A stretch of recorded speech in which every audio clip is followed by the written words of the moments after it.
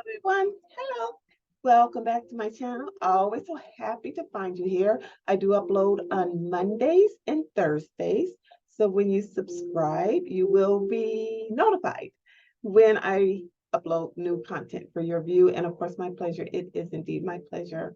I enjoy it. Welcome to any new viewers. You are welcome here. And it is my pleasure and honor to have you here. We are wanting to set up a YouTube channel that is caring and compassionate and free of judgment, but also very embracive to everyone. So, welcome. I am wanting to, so a couple things. I'm a horror. No one will ever hire me as a good branding person or a good marketing person. I just don't know how to promote your own stuff. I, I just don't. But I thought that I would remind myself that I had made a commitment that I want to, so as a part of this channel too, meaning additionally, I would like to share more of the unfolding umbrella. These are my words. The unfolding umbrella of many contributions of African Americans that we rarely know about, we don't hear about, that slithered under the rug, intentionally or unintentionally. Um, and we tend to talk about history to global name people. You know, Harriet Tubman, who was my favorite. Oh, I love Harriet Tubman. Harriet Tubman, Booker T. Washington, Frederick Douglass, Martin Luther King, Malcolm. I mean, wonderful. Not taking from that.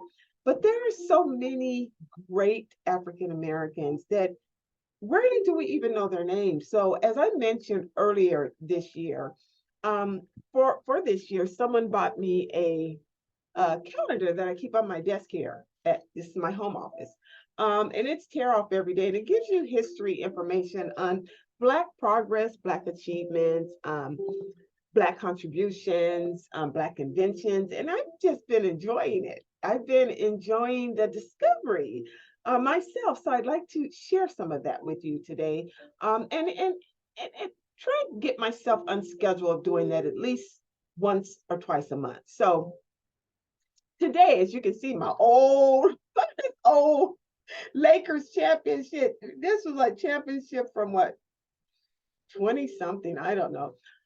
I had promised to buy myself a new one if they won this year, or get a new one as a gift, I hope, if they won this year, but they didn't. So I guess I get to wear this old one. So, but this upload is from Kareem Abdul Jabbar. I got on my calendar a couple days ago. So I figured in his honor, I'll wear this old t-shirt.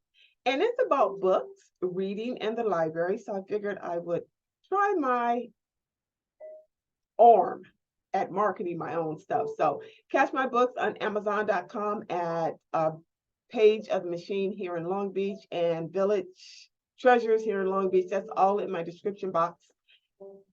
Please click on the description box and you'll find all of that. Okay, so please, and I'd be honored. So this one, I have to read it. It's from Kareem Abdul Jabbar, and it's actually him speaking. I guess he's speaking at a college commencement. And he is saying, and we do know that Kareem Abdul Jabbar is a legendary NBA player who's retired, an actor. I think he's a martial artist, maybe three-time black belt, something like that. Practiced martial arts with Bruce Lee when Bruce Lee was, rest in peace, still living. Um, and if anything, is a strong advocate for Black progress and for, he's very philosophical on his views. So having said that, and I mean, I'm sure I didn't even have to say that, you know, Kareem Abdul-Jabbar, but that's my way of describing him. But what he's saying here is, I am not comfortable being preachy, but more people have to start spending as much time in the library as they do on the basketball court. If they took to the idea that they could escape poverty through education, I think it would make a more basic and long lasting change in the way things happen. When we set up unrealistic goals and then don't achieve them, that's another example of internalized defeat.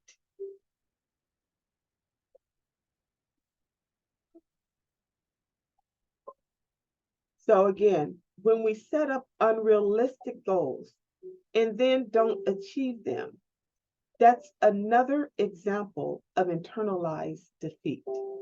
He goes on to say, what we need are positive, realistic ideas and the willingness to work them, hard work and practical goals. So, and of course, I agree with all of that. And so there's my books back there. I had about 30 something manuscripts. Manuscripts meaning writing, and never published anything. When I finally did decide to publish a book, there I was bemoaning every little thing about not knowing how, what should I do? What if a publisher doesn't pick me? Every idea. As I look back now, it was defeatism speaking. I've never done it. I don't know anybody who has. How do you get started? What if they don't take my book? I have to write it all over again. What do I have to do? All of that. Now, I am finding being an author is a business in and of itself. I don't think I'm as good at the business part as I am the writing part. I think that I would be in the music world, a good performer, but not a good, like they say, what do they say about Hollywood, the music part, show business. I can do the show, but I can't do the business as far as books. I could be a horrible marketer. I just told you that. But because I don't know how to toot, I don't. But the point is this internalized defeat. Any of us can have that. It's the self-talk about the limitations, what we can't do. And I will share this experience before I did my very first book, which was, I'm backward, that one, Behind the Champagne Bottle.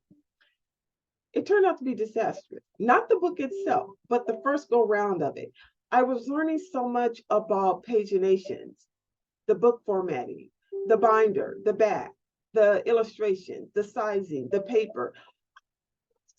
Right. That's right.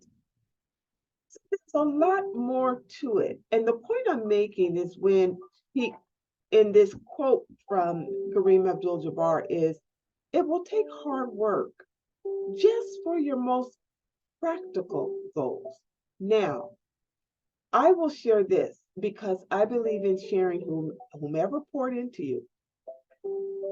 I found out that one of my high school classmates, she happened to be our valedictorian, was and is a 40, maybe she may be up to 50 now, 40 times author. And boy, did I contact her. I had to talk with her. Now, this is after I had already talked to people who had already read the book, who proofed it for me, who gave me I said, give me an honest opinion. I can take it. I go back and draft and redraft and redraft. But I talked to her and I had several meetings with her about publishing my book, about the hurdles, about what I needed to do, even the ISBN, even the copyright. How do you copyright? This from my first book. After about, I'm going to say 4 or 5 conversations that I had with her, she finally said, Sheri, you're ready. You're stopping you. I went, oh, now she and I are both Capricorns. She's like 3 days before me. So because we're the same year, we're the same class, I felt like she's my big sister. Plus she's a valedictorian. She must know everything about everything. And she has 40 books. And I was like, I am? And she's like, yeah. She's just as calm. And I was like, yeah. She said, get ready. And she said, learn from the first one and then fine to the second one and keep on going. And here I am, 5 books later. And I'm due for another book. Yeah, actually, well overdue for another book. That's another thing about the due dates. But at any rate, she encouraged me and she pushed me to go ahead, and this is the backdrop of my published books. Please feel free to go on Amazon.com and purchase them. And my books are all about working well with others, the workplace, being positive, getting along with others, treatment. You meant to treat that person that way. And just like Kareem said, don't internalize your own defeat. Okay, I hope that was inspirational to you because it is a very true story for me. And I'm glad that I actually finally did publish my books. And you too, I hope whatever you want to do in your life, that you set up practical, achievable goals and do the hard work of it because you can do it. And I love you. If you've gotten this far, please click subscribe. And next time, bring your friend with you and have them do the same. I love you. Bye.